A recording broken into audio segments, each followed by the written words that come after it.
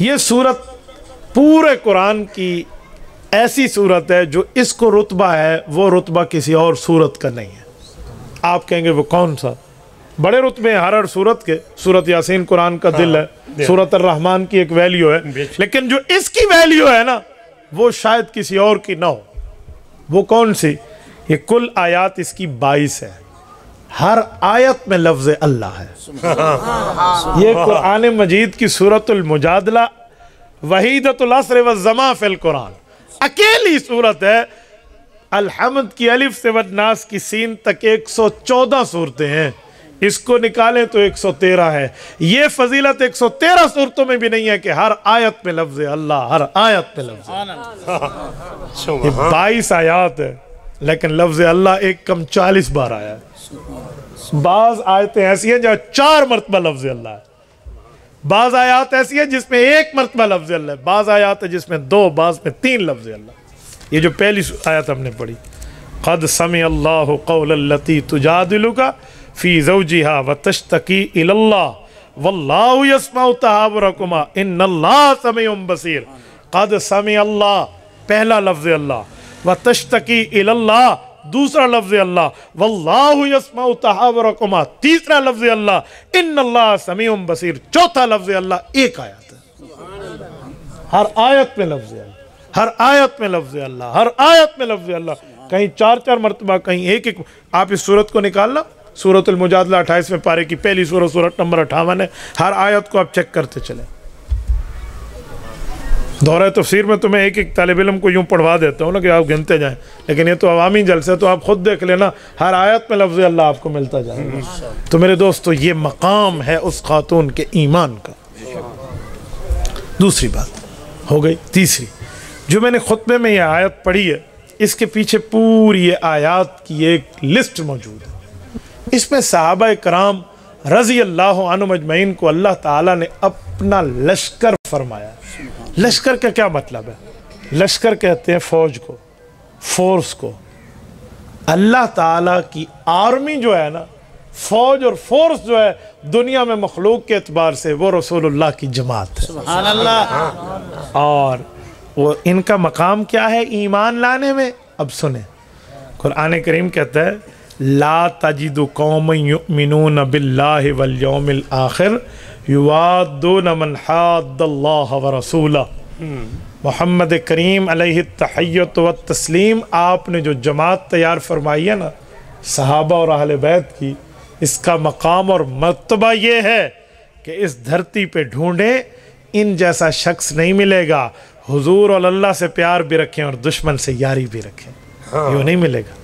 یوادون من حاد اللہ, اس سے پیار کریں جو اللہ کا دشمن, یہ نہیں ہو سکتا ان میں. اچھا, فیملی میں کوئی ہو جائے کافر, کوئی دوستوں میں ہو جائے, کوئی اولاد میں ہو جائے, کوئی بھائیوں میں, کوئی ماں باپ کے معاملات. اس وقت مکہ میں تو ہوتا ایسے تھا, باپ کافر تو بیٹا مسلمان, بیٹا مسلمان تو باپ کے معاملات کچھ اور, پھر بھی یاری نہیں ہے, پھر بھی تعلق نہیں ہے, پھر بھی ان سے محبت نہیں ہے. رب کریم نے 4 رشتوں کا نام لے کر فرمایا, تو 4 قریبی رشتے نام لیا, فرمایا وَلَوْ كَانُوا آبَاءَهُمْ او ابناءَهُمْ او اخوانَهُمْ او عشیرتَهُمْ. ان کی یاری رسول اور اللہ سے ہے, نہیں اس سے نہیں ہے جو اللہ رسول کا غدار ہے. وَلَوْ كَانُوا آبَاءَهُمْ, ان کا ابا کیوں نہ ہو, اگر وہ اللہ رسول کا نہیں ہے تو ان کا یار نہیں ہے. او ابناءہم, اولادیں کیوں نہ ہوں, اگر اللہ رسول کی نہیں ہے ان کی نہیں ہے. او اخوانہم, ان کے بھائی کیوں نہ ہوں, اللہ رسول کے ماننے والے نہیں ہیں تو ان کے ساتھ ان کا تعلق نہیں ہے. او عشیرتہم, پوری فیملی اور خاندان کیوں نہ ہو, اگر اللہ رسول کا حبدار نہیں ہے تو ان کا دلدار نہیں ہے. اس پر پورے واقعات ہیں. وَلَوْ كَانُوا آبَاءَهُمْ کو اگر میں کھولوں تو آپ کے سامنے امین هذه الامہ حضرت ابو عبیدہ بن جراح, جن کا نام عامر ہے, رضی اللہ عنہ کو میں پیش کر سکتا ہوں. احد کے دربار پہ یہ رسول اللہ کی طرف سے جنگ لڑ رہے ہیں, کافروں کی صفوں کی صفیں بچھاڑ کے رکھ دیتے ہیں, لیکن ایک شخص گھڑ سوار ہے جو ان کے سامنے آتے ہیں منہ ہٹا کر دوسری طرف چلے جاتے ہیں. وہ ادھر آتے ہیں تو یہ اس طرف, سامنا نہیں کرتے اس کو. مکہ کے کافروں نے اس بندے کو کہا کہ تم سے ڈرتا ہے، اس کے سامنے جا کر ہر طرف سے راستہ روک دو اور اس سے جنگ کرو، یہ تو ہمیں مار دے گا لیکن تیرے سامنے مقابلے پہ نہیں آتا۔ آخر اس شخص نے حضرت ابو عبیدہ بن جراح کا ہر طرف سے گھڑ سواری پر آ کے راستہ روکا اور تلوار زنی شروع ہوئی۔ ابو عبیدہ بن جراح رضی اللہ عنہ نے آنکھیں بند کی اور اس سامنے والے حضور کے دشمن اور کافر کی گردن اتار کے رکھ دی۔ لودھرا تحصیل کے ہروڑ پکا علاقہ ماڑی کتب کے دوستو، دل پہ ہاتھ رکھنا، یہ قتل ہونے والا ابو عبیدہ بن جراح کا سگا والد تھا، جو دشمن پیغمبر بن کے آیا تو پھر اس صحابی نے دلداری حضور سے کی ہے، غداری نہیں کی۔ وَلَوْ كَانُوا آبَاءَهُمْ، ابا کیوں نہ ہو، اس سے یاری نہیں ہے، یاری اللہ رسول سے۔ او ابناءہم، بیٹا کیوں نہ ہو، بیٹا کیوں نہ ہو۔ اس پر اور چھوڑیں، امام الصحابہ کو لیں، امام الامت کو لیں، حضرت ابو بکر صدیق رضی اللہ عنہ کو لیں۔ ارحم امتی بی امتی ابو بکر، کیا ترجمہ ہے؟ ارحم اس میں تفضیل ہے، کیا معنی؟ پوری امت کی رحم و کرم ایک طرف، ابو بکر اکیلا رحیم و کریم سب سے آگے ہے۔ ارحم امتی بی امتی ابو بکر، یہ ابو بکر ہے جو کتنا نرم ہے۔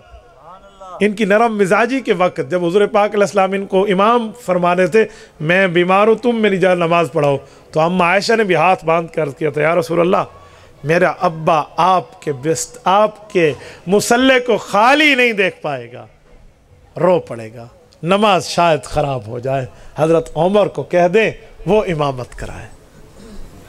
حضرت رسول اللہ نے فرمایا انتن صواحب یوسف، عائشہ اللہ نہیں مانتا اس جگہ کوئی اور امام آئے۔ لا یأبی اللہ والمؤمنون ما خلا ابا بکر، صحیح مسلم کی روایت ہے، رب نہیں مانتا، میں کیسے کہہ دوں؟ مرو ابا بکر فلیصلی بالناس، ابو بکر کو کہو نماز وہی پڑھا۔ 17 نمازیں رسول اللہ کی موجودگی میں پڑھائی ہیں، یہ ابو بکر ہے۔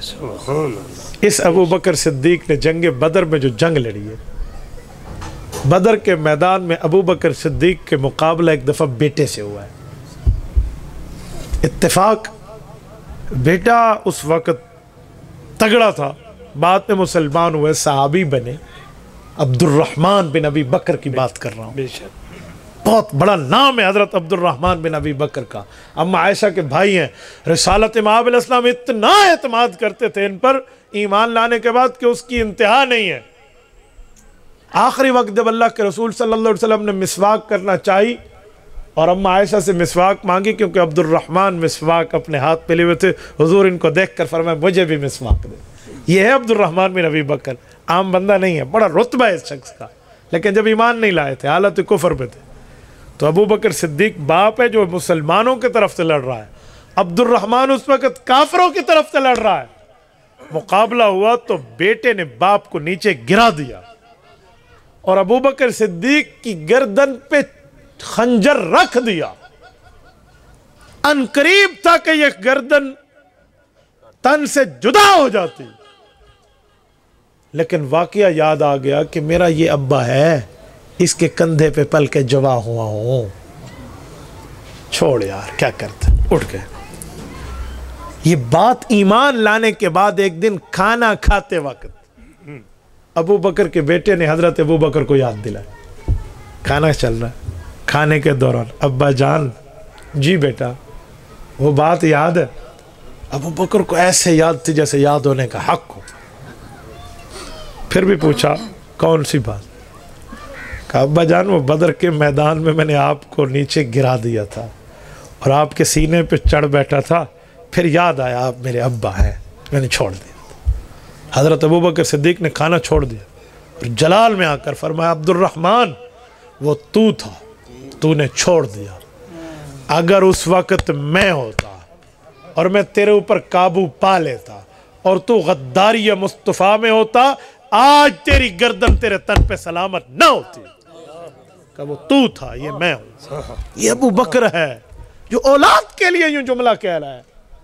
تو قرآن کہتے ہیں وَلَوْ كَانُوا آبَاءَهُمْ أَوْ أَبْنَاءَهُمْ، ان کی اولادیں کیوں نہ ہو۔ بے شک باقیوں کا تعلق بعد میں، اللہ رسول والا تعلق پہلے رکھتے۔ تیسرا نمبر، او اخوانہم، ان کے بھائی کیوں نہ ہو۔ آؤ میں بھائی کی بات سمجھانے لگا ہوں۔ صحابہ کرام کا کافر بھائیوں سے اتنا پیار نہیں تھا جتنا مسلمان بھائی سے پیار ہے، چاہے وہ اپنا سگا بھائی کیوں نہ ہو۔ ایک جنگ ہے، جنگ میں ایک مسلمان ایک کافر، دونوں بھائی ہیں، وہ ادھر سے ادھر سے لڑ رہے ہیں۔ اتفاق سے کافر بھائی کو صحابہ کرام نے پکڑ لیا، قیدی بنایا، پیچھے ہاتھ باندھے اور گرفتار کر کے لے جا رہے ہیں، اور وہ کہہ رہے باندھو باندھو مجھے، کیا کر لو گے تم نے مجھے ابھی چھوڑ دے رہے، میرا وہ بھائی ہے، وہ تمہارا یار، وہ میرا بھائی ہے۔ یہ تھوڑے ڈھیلے پڑے، اچھا وہ مسلمان اس کا بھائی ہے، تھوڑی نرمی کر دے۔ یہ آواز اس مسلمان صحابی کے کان میں پہنچ گئی، انہوں نے فرمایا کس کے باندھو اس کو، کس کے باندھو، ان کی ماں بڑے پیسے والی ہے، یا تو بدلہ لیں گے یا اسلام پہ فدیہ لیں گے اور دین پہ لگائیں گے، ٹائٹ باندھ رہے ہیں، اس کی رسی کو ٹائٹ کر لو، ڈھیلی نہ کرنا۔ یہ کافر بھائی اپنے مسلمان صحابی بھائی کہنے لگا تو میرا بھائی نہیں ہے، تو میرا بھائی نہیں ہے، تو میرے لیے کہہ رہا ہے۔ انہوں نے کہا جاؤ انما المؤمنون اخوہ، بھائی چارہ تو اسلام کی بنیاد پہ ہے، تو کہاں بھائی ہے، بھائی تو یہ ہے جو تجھے باندھ رہا ہے۔ او اخوانہم او عشیرتہم، چوتھے نمبر پہ خاندان کیوں نہ ہو، پورے خاندان سے ٹکر لیں گے، اللہ رسول کے دشمن سے یاری نہیں رکھیں گے۔ اس پر تو کئی واقعات ہیں، اس پر تو کئی واقعات ہیں۔ او عشیرتہم پہ آپ کسی معاملے پہ اٹھا لیں، پورا خاندان ایک طرف، صحابہ کرام حضور پاک سے پیار پھر بھی کرتے، حضرت سعد بن ابی وقاص رضی اللہ عنہ کو اٹھا لیں، چچا مخالف، باپ مخالف، ماں مخالف، بھائی مخالف، کزن مخالف، پوری فیملی مخالف۔ سعد بن ابی وقاص نے کلمہ پڑھا، پورے مخالف ہو گئے۔ ایسے حضرت عثمان ہے، سارے خاندان نے مخالفت کی ہے کلمہ پڑھنے پر۔ حضرت سعد بن ابی وقاص رضی اللہ تعالیٰ عنہ کو تو رسول اللہ کا ماموں بھی کہتے ہیں کہ حضور پاک کی اماں جان کے قبیلہ سے ہیں۔ حضرت سعد کے بارے میں آتا ہے کہ ان کی اماں نے انہیں کہا تھا کلمہ چھوڑ دے، کہ جی نہیں چھوڑتا، کہ لا اکلو، آج کے بعد کھانا نہیں کھاؤں گی، انہوں نے کہا نہیں چھوڑتا، انہوں نے کہا لا اشربو، پانی نہیں پیوں گی، بھوک ہڑتال پیاس ہڑتال کر رہی ہوں، انہوں نے کہا نہیں چھوڑتا، کہ لا استظل فی ظل، کبھی سائے میں نہیں بیٹھوں گی، تیرے چھت کے نیچے نہیں بیٹھوں گی، چوک پہ جا کے بیٹھ جاؤں گے۔ انہوں نے کہا لا اترکو ابدا، میں حضور پاک سے غداری نہیں کر سکتا۔ ماں نے کھانا چھوڑ دیا، پینا چھوڑ دیا، چوک پہ جا کر بیٹھ گئی، کہ نہیں رکھوں گی، میں نہیں چاہیے مجھے سایہ، میں اس جگہ جا کے بیٹھ گئی۔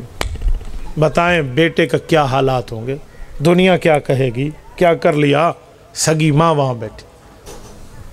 قرآن کریم کی آیت اتری اور ان کے حق میں اتری، رب کریم نے فرمایا وَإِن جَاهَدَاكَ عَلَىٰ أَن تُشْرِكَ بِي مَا لَيْسَ لَكَ بِهِ عِلْمٌ فَلَا تُطِعْهُمَا وَصَاحِبْهُمَا فِي الدُّنْيَا مَعْرُوفًا، کہ وہ تمہیں شرک کا حکم کریں تو ماں باپ کی یہ بات نہ مان، لیکن دنیا میں اولاد ماں باپ سے اچھائی کرے۔ یہ گئے اور ماں کو منا کے لائے، لیکن کلمہ نہیں چھوڑا، جیسے کیسے تیسے منایا، سائے میں لائے، کھانا کھلایا، پانی پلایا، کلمہ نہیں چھوڑا۔ او عشیرتہم، قرآن کہتے پوری فیملی ممبرز مخالف کیوں نہ ہو جائے، رسول اللہ کے صحابہ نے یاری اللہ رسول سے رکھنی ہے۔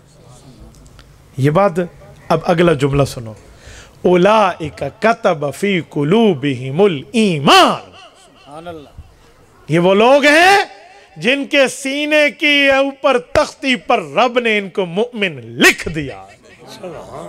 وَاکْتُبْ لَنَا حَسَنًا، قوم موسیٰ کہتی تھی اللہ ہمیں مومن لکھ دے، وہ دعائیں کرتے تھے، پیغمبر کے صحابہ کو رب نے خبر دی ہے کہ میں نے تمہیں مومن لکھ دیا۔